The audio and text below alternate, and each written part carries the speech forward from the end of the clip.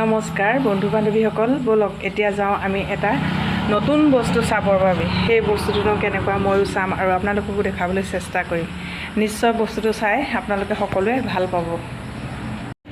আহক আমি এতিয়া যাত্ৰা আৰম্ভ কৰোঁ।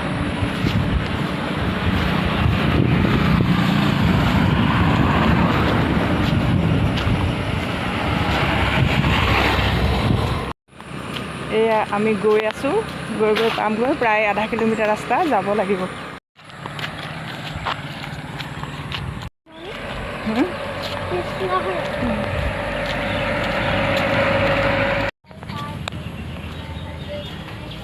এয়া আহি পাইছোঁহি।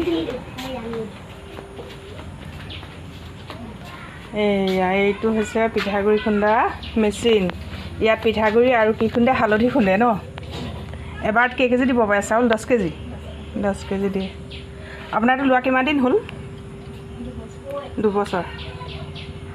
এইটোৰ পৰা কেনেকুৱা হয়? ধুনীয়া ইনকাম হৈ থাকেনে? হয়,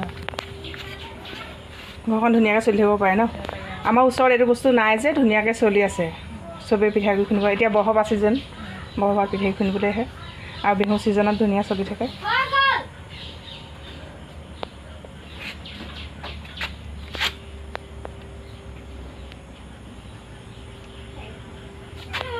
এইটো হৈছে পিঠাগুড়ি খুন্দা আৰু হালধি খুন্দা মেচিন।